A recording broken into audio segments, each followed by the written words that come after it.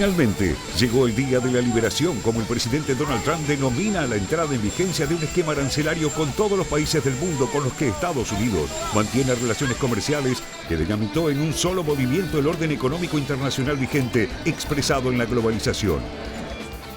Reciprocal tariffs on countries throughout the world. Reciprocal. My fellow Americans, this is Liberation Day. Waiting for a long time. Que los aranceles son la herramienta de política económica y exterior privilegiada de Trump ya era un hecho conocido. Las impuso en su primera presidencia, las anunció en la campaña electoral y la inminencia de su aplicación universal tenía desde hace semanas a los mercados en vilo. Pero lo drástico del cuadro arancelario revelado por la Casa Blanca el miércoles 2 de abril luego del cierre de Wall Street provocó un shock que se manifestó al día siguiente con una caída en picada de las principales bolsas del mundo y el precio del petróleo. En Estados Unidos en particular, los índices bursátiles experimentaron su mayor caída desde junio de 2020. La suba de aranceles para los productos extranjeros que ingresen al mercado estadounidense fue aplicada a aliados y adversarios por igual. El esquema propone una línea arancelaria de base del 10% y tasas especiales para varios países de carácter punitivo. En el caso de China, principal antagonista de Washington en la disputa por la hegemonía global, serán del 34%, porcentaje que se suma a los aranceles actualmente en vigencia para acero, aluminio, electrodomésticos y bienes de capital. Pero Europa, principal aliado de los Estados Unidos, recibió un golpe durísimo. Sus productos tendrán una tasa del 20%, en tanto los de Japón deberán pagar un 24% y los de India un 26%. El Reino Unido y México son dos excepciones en este escenario. El primer ministro británico Keir Starmer consideró positivo que los productos británicos hayan quedado dentro de la franja del 10%. We are taking a calm approach, acting in the national interest. And the national interest is to continue our negotiations for a deal with the US, which we made big progress on, and to ensure that we work with the sectors and the industries most impacted. Por su parte, México, que envía el 80% de sus exportaciones a los Estados Unidos y es por lo tanto extremadamente vulnerable a la agresiva política comercial de Trump, celebró haber quedado excluido del esquema en virtud del Tratado de Libre Comercio que tiene con Washington. En el caso de México, pues no hay aranceles adicionales, tampoco a Canadá, aunque en el caso de Canadá hacen algunas especificaciones. Y eso es bueno para el país. Aunque algunos no quieran reconocerlo, pues tiene que ver con la buena relación que hemos construido. Todos los actores económicos globales, sin excepción, están convencidos de que las medidas de Trump provocarán una recesión a escala mundial y borrarán de un plumazo las expectativas de crecimiento. Y no hay dudas de que el sobrecosto se trasladará a los precios dentro de los Estados Unidos, causando un impacto inflacionario tanto sobre los salarios como sobre el PBI, lo que inevitablemente retraerá el consumo. Yes, they appear very protectionist for the United States, but really it's higher costs around the world. It'll flow through to consumers, it'll flow through to businesses, but everybody on either side of the oceans will be paying more back and forth. It sort of just brings the overall global price level up.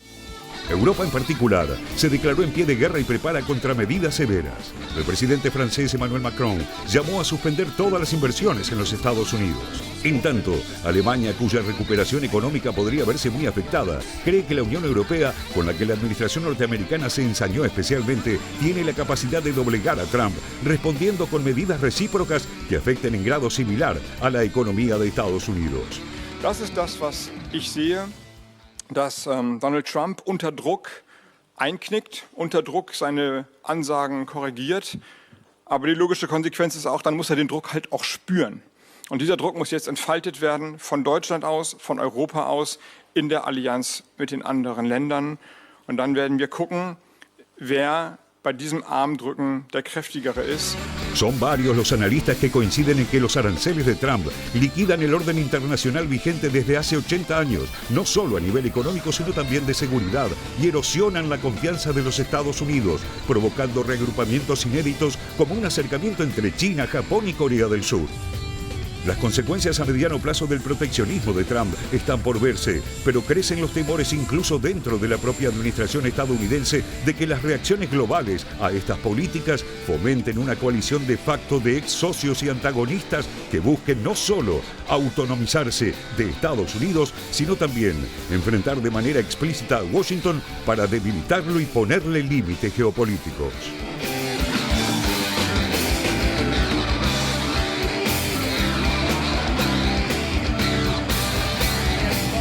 Bien, aquí la clave es entender cuál es el cálculo que hace la administración de Donald Trump justamente para anunciar los aranceles que anunció, ¿no? Teniendo en cuenta sobre todo los otros países, ¿no?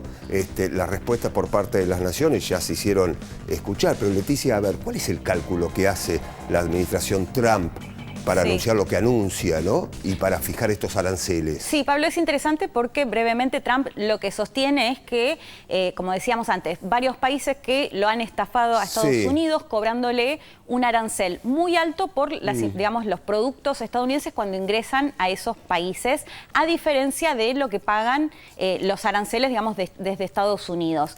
Pero ¿cuál es el cálculo? Porque cuando veíamos a Trump con ese listadito esta semana anunciándolo y de pronto, bueno, decía que China le cobran aranceles más de un 60%. Bueno, este número en realidad, el cálculo que hace el mandatario estadounidense, si te parece, Pablo, lo compartimos en el Wall, el cálculo que hace, decía, es entre el déficit comercial, bueno, lo estamos viendo, tal cual, el déficit comercial que mantiene con muchos países, y esto es una realidad de Estados Unidos con países y con el bloque, como es el caso de la Unión Europea, y decíamos, el cálculo divide el déficit comercial que tiene Estados Unidos con estos estados por las importaciones y agrega además otras barreras comerciales a juicio de Washington. Es decir, que el arancel del 67% que habla de China no ese es el número, sino que es el cálculo que surge de esto que contábamos recién. Bueno, a ver, los principales aranceles también lo tenemos aquí en números, ¿no? Diferentes países, lógicamente. En el tema China, aranceles a Estados Unidos, según Trump, 67%. Aranceles recíprocos, 34%, más 20% anteriores. Claro, que ya lo habían anunciado, correcto, decir que ahora es exacto, más de un 50% para China, que a su vez recordemos que también hoy anunció que le va a aplicar más del 30% a Estados Unidos. Bueno, seguimos recorriendo, más países. Bueno, Unión Europea, Unión clave Europea, acá, directamente dijo, creíamos que eran amigables, amables, y no, es una estafa, es patético, dijo de hecho textualmente. A la Unión Europea el arancel va a ser, aranceles a Estados Unidos según Trump del 39%, aranceles recíprocos que va a aplicar del 20% para la Unión Europea. Bueno, a ver Vietnam, a ver los números de Vietnam, aranceles a Estados Unidos según Trump 90%. Vos fíjate este número, ¿no? Muy alto. Claro, aranceles recíprocos 46%. Muy alto también. Muy alto. Y es interesante el caso de Vietnam porque Trump contó hoy que habló con el secretario general del Partido Comunista de Vietnam y que le habría dicho que está dispuesto a bajar a un 0% las tarifas, los aranceles, si logran negociar con Estados Unidos. Que esto es un poco lo que justamente la estrategia que quiere lograr el mandatario estadounidense. Hay que ver si lo logra con el resto de los países, que son muchos. Negociación país por país, de eso se trata, ¿no? Bueno, a ver, de Vietnam pasamos a Japón. Aranceles a Estados Unidos, según Trump, 46%. Aranceles recíprocos, 24%. Sí, y un país aliado como Japón. Claro, por eso hacíamos mención, ¿no? Seguimos recorriendo más países. A ver, Leticia. Bueno, fíjate, Taiwán. Taiwán también fue otra sorpresa. Aranceles de Estados Unidos, según Trump, del 64%, aranceles recíprocos del 32%. Le aplica casi lo mismo que a China, de un 34%. Bueno, mencionábamos antes el caso de Taiwán, porque hay que decir que no hubo discriminación ninguna entre países que tienen un alineamiento político más cercano de aquellos más rivales comerciales y económicos. Bien, Leticia, vamos a seguir, por supuesto, en esta edición de Televisión Pública Noticias Internacional con la cuestión aranceles, pero ahora recorremos el mundo con otras noticias y una pausa. Ya estamos. Turquía busca evitar un choque con Israel. Ankara afirmó que no busca un enfrentamiento con Tel Aviv en Siria, aunque criticó los ataques israelíes por desestabilizar la región. Las tensiones aumentaron tras los bombardeos del miércoles, que alcanzaron objetivos militares en Homs. Congo. Rebeldes abandonaron Walikale. Los insurgentes del grupo M23, respaldados por Ruanda, se retiraron del enclave minero ubicado en la provincia de Kivu Norte. El repliegue se da como gesto de buena voluntad, previo a las conversaciones de paz con el gobierno que tendrán lugar en Doha la semana próxima. Confirmaron la destitución del presidente de Corea del Sur. Yoon Suk-yeol fue apartado de su cargo este viernes por la Corte Constitucional. Previamente había sido removido por el Parlamento tras declarar la ley marcial que desencadenó la peor crisis política del país en décadas. La decisión judicial abre el camino a nuevas elecciones.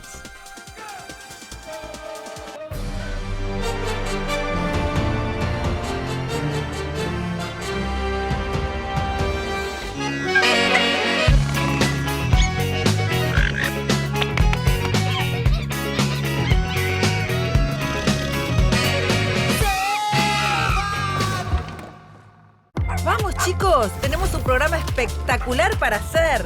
Amigos perrunos, gatunos y otras mascotas. Vamos a encontrarles un lugar para vivir. Va a haber un cocinero listo para hacer comidas ricas para compartir con nosotros. ¿Y tu perro? ¿Se animará a comer con tenedor? Ya llegamos para vivir Amores Perros en la televisión pública. ¡Wow! ¡Qué programa! En Carrefour, el ahorro es gigante. Solo por este fin de semana. 70% de descuento en la segunda unidad en huevos y figuras de chocolate. Arroz largo fino gallo a 790 pesos. Y heladera de marca seleccionada en 12 cuotas sin interés de 66.584 pesos cada una. Compra también en carrefour.com.ar. Cada programa es un nuevo destino. Te mostramos secretos y misterios del Machu Picchu. Vivir viajando. Nueva temporada. Sábado a las 11. Solo por la televisión pública. Nueva Saladix extra picante. Posta, picarán más que las otras.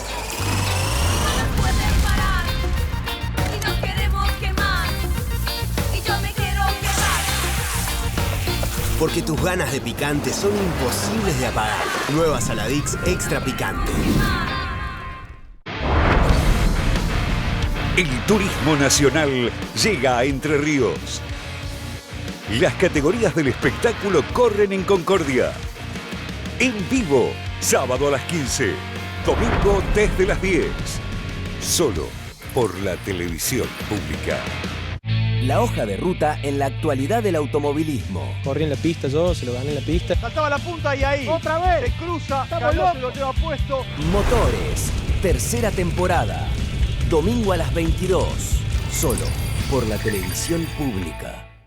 Coto, el super número 1 en Argentina, te trae las mejores ofertas. Este viernes, super fin de semana Coto. Exclusivo para compras en nuestras sucursales de manera presencial, tenés 25% de descuento abonando con Mercado Pago sin tope de reintegro. Y hasta el lunes, 40% de descuento en Ariel, Magistral y Pantene. 70% de descuento en la segunda, llevando 2 iguales en todas las galletitas dulces y rellenas. 3x2 en leches larga vida seleccionadas. Y 40% de descuento exclusivo de nuestra comunidad en vinos finos, champañas y espumantes. También conseguilos en Coto Digital. Coto.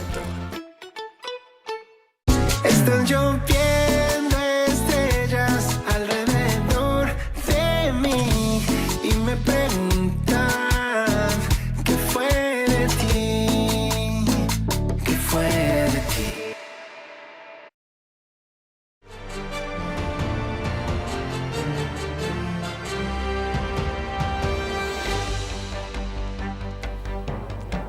Seguimos analizando, por supuesto, la cuestión aranceles. Félix Taylor, ¿cuál es nuestra entrevistada de hoy? A ver. Exactamente. Nuestra entrevistada de hoy es Luciana Ghiotto. Ella es doctora en Ciencias Sociales por la Universidad de Buenos Aires, docente de la carrera de Relaciones Internacionales de la Universidad de San Martín, investigadora de carrera del CONICET, y su campo de investigación es la globalización, relaciones económicas internacionales, gobernanza e inversiones.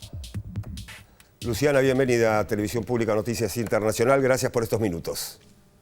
Buenas tardes, ¿cómo están? Muy bien, bueno, tuvimos un informe especial, compartimos junto a Leticia país por país la cuestión arancelaria. Queremos tener tu primera visión de lo que anunció Donald Trump y de lo que está sucediendo en el mundo a partir de los anuncios.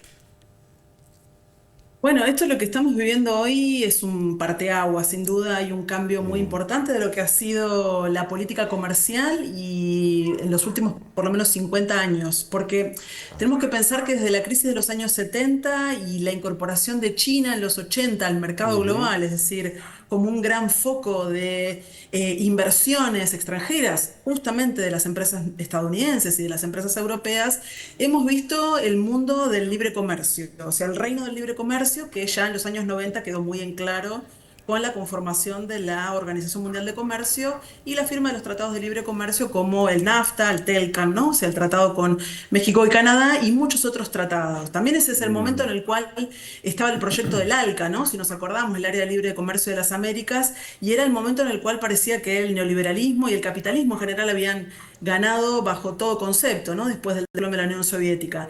Ese mundo parece que está tambaleando ahora. Sin embargo, hay que tener en cuenta que no es solamente lo que está haciendo Trump, una política meramente comercial, ¿no? Andamos viendo muchos análisis que generalmente lo centran como un tema de aranceles.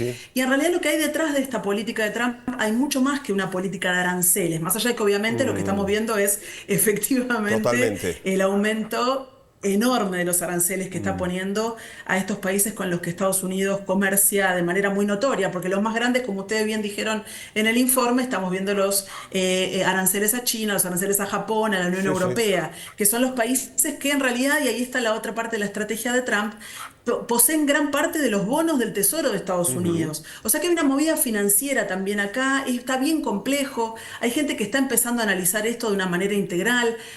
Trump no es un loco, esto no es una medida errática, no es una medida incluso no es una medida que vaya a cambiar si tuviéramos un gobierno demócrata. Pensemos que este es el segundo gobierno de Trump. Trump ya fue presidente y acordémonos cuando asumió Trump, ¿qué es lo que dijo? Dijo, los dos grandes errores de Estados Unidos fueron haber aceptado la entrada de China a la OMC y el Tratado Transpacífico y el NAFTA. Y empezó todo eso apenas asumió Trump. En el 2017 movió el avispero de todas esta realidad. De hecho, boicoteó la Organización Mundial de Comercio, que sigue boicoteando, obligó la renegociación del NAFTA y sacó a Estados Unidos del Tratado Transpacífico. Entonces, este es un escenario que después con Biden no cambió tanto tampoco. Biden puso, ¿se acuerdan de la IRA, ¿no? Esta Inflation Reduction Act, esta ley para la reducción de la inflación, que fue con una cantidad de leyes en Estados Unidos. Otra muy importante fue la Chips and Science Act. Es decir, toda esta movida de Estados Unidos que Biden continuó a Trump de mantener aranceles altos y de favorecer a la industria norteamericana. Luciana. Entonces tenemos una estrategia de muchos planos. Sí, Leticia, decime. Perdón. En esto, en base a lo que vos decías, no es una medida errática, ¿no? Está esta parte cierta del déficit comercial que Estados Unidos mantiene o muchas de las cuestiones que denomina Trump. Hoy veíamos que, por ejemplo, con Taiwán habló con el secretario general y Taiwán, por ejemplo, estaría dispuesto a bajar un 0% las tarifas. ¿Crees que esto le puede funcionar a Trump? Sobre todo pensando también en lo que fue el primer gobierno y esta idea que planteaba, bueno, que las fábricas vuelvan a Estados Unidos y algo de eso un poco, al menos me parece que se dio. Digo, ¿crees que le puede salir bien esta estrategia? ¿Le puede funcionar, al menos en lo que plantea Trump, como lo más relevante para su país? Lo que pasa es que por eso hay que tener en cuenta que si la estrategia es que las empresas vuelvan a Estados Unidos a producir, cosa que es uno de los objetivos de estas medidas, hay que tener en cuenta que esas medidas no van a tener una correlación inmediata, no vamos a ver una política inmediata de cambio. De hecho, estas medidas que empezaron en el primer gobierno de Trump tampoco generaron la vuelta masiva de las empresas estadounidenses al territorio norteamericano. Lo que vimos al contrario es, por ejemplo, Apple, que en estos días se manifestó diciendo nuevamente, como ya había dicho en el primer gobierno de Trump, nosotros no podemos volver a producir toda la cadena de valor de un iPhone, por ejemplo, en Estados Unidos. Primero porque el costo laboral de la mano de obra en Estados Unidos es mucho más cara que en países como Taiwán, como China, como incluso Japón o países como India, donde hoy Apple ha llevado una parte de su proceso productivo. Entonces, lo que estamos viviendo ahora es un momento de incertidumbre gigantesco generado por una política que ha movido el avispero, que ha movido el tablero de juego, pero que a su vez el correlato de esa política va a tardar en decantar, vamos a tardar en ver los efectos reales de las empresas intentando ver si pueden producir en Estados Unidos. Eso no va a suceder con gran parte de las empresas. Por eso digo que no tenemos que pensar que esto es solo una medida orientada a eso, es una medida que tiene varias líneas, financiera, también en términos términos de una política recaudatoria, porque no nos olvidemos que un arancel recauda y ayuda a reducir el déficit de Estados Unidos. Entonces, ¿qué pasa? En definitiva, también lo que va a hacer es forzar a los países aliados a que traten de negociar con Estados Unidos para no tener que comerse el arancel, y aquellos países con los que no puedan negociar y con los cuales no se reduzca el arancel, Estados Unidos sigue recaudando un arancel del 20, 10, 15, 30%, que sin duda ayuda también a reducir el déficit. Claro. Por eso hay una cantidad de aristas que me parece que hoy, en el medio del baile, nos va a costar ver bien por dónde va a ir esto. Claro, y dimensionar, ¿no? Pero, Luciana, preguntarte un poco, porque también se hablaba de la posibilidad, bueno, primero de una inflación, que esto genere una inflación fuerte en Estados Unidos, incluso una recesión. ¿Cuáles son esas posibles consecuencias, al menos por ahí a priori, en el momento en el que se empiecen a aplicar estos aranceles? Esto es un tema importante porque, por un lado, hay que pensar que el libre comercio ya tuvo sus impactos sobre la clase trabajadora en Estados Unidos. Es decir, se perdieron miles de empleos industriales, por lo cual en ese sentido Trump tiene razón. Ha habido un impacto gigantesco del NAFTA, ha habido un impacto gigantesco de ese amor por el libre comercio y esa idea de que a partir de los libres mercados esto iba a tener un impacto positivo, no sé dónde, porque las élites se creyeron ese cuento del gran mantra repetido de que el libre comercio iba a generar crecimiento, pero hemos visto que Trump gana con el voto de los trabajadores desempleados en las zonas del centro de Estados Unidos, donde Ford, General Motors se fueron de esos territorios. Lo que vemos además entonces es que estas medidas pueden tener un impacto porque evidentemente esto va a encarecer los productos que entren a los Estados Unidos. El caso de Apple, vuelvo a traerlo. Apple ya dijo que si tiene que traducir esos aranceles al producto final del iPhone, estamos hablando de unos entre 200 y 500 dólares más por iPhone. Imagínense la competencia de Apple, que son Huawei y que por otra parte es, por ejemplo, Samsung. Yo no sé si la clase trabajadora norteamericana en ascenso, algunos que compran por $1.000 un iPhone, van a querer seguir pagando ahora 1.500 frente a un Samsung o un Huawei. O sea que también hay una cuestión que es la competencia internacional de las empresas, que le están diciendo a Trump: nosotros, si no, tenemos que volver a producir en Estados Unidos, yo no puedo competir con mis competidores alemanes, japoneses, coreanos, ¿no? Entonces, también eso entra. Muy bien, Luciana, muchas gracias por estos minutos, ¿eh? Muchas gracias a ustedes, un abrazo. Un placer. Gracias. Seguimos recorriendo ahora el planeta con más noticias, a ver. Estados Unidos cambia su postura sobre ayuda humanitaria. En la reunión de la OTAN en Bruselas, Marco Rubio anunció que Washington dejará de ser el principal proveedor de asistencia mundial. El secretario de Estado norteamericano sostuvo que los recursos de su país son abundantes pero no infinitos y que contribuirán en la misma medida que las demás naciones. Ataques en Gaza. Israel amplía su ofensiva. Las fuerzas de Tel Aviv tomaron nuevas posiciones en el norte del enclave, mientras avanza el plan para ocupar sectores del sur. Miles de civiles palestinos abandonan sus hogares, mientras fuentes locales reportaron 35 víctimas fatales en el marco de la operación. Groenlandia rechazó la intención de compra de Trump. El primer ministro de la isla territorio semiautónomo de Dinamarca calificó de inaceptable la propuesta de anexión planteada por el presidente estadounidense. Somos seres humanos, no una propiedad que puede ser comprada, afirmó. La información del último momento tiene que ver con un terremoto exactamente en el Pacífico. Un sismo de magnitud 7,2 afecta al norte de Oceanía. Lo concreto, la zona más afectada justamente, allí está, es Papúa Nueva Guinea, cercana a Australia. El temblor de alta intensidad fue detectado por el Centro Sismológico Europeo Mediterráneo. También hay que indicar que están alertando de la posibilidad de un tsunami. Según indicaron los especialistas, el movimiento se produjo a unos 50 kilómetros de profundidad y todavía se desconocen los daños que está generando y la situación, claro, de los habitantes de esta zona. Pausa, ya volvemos.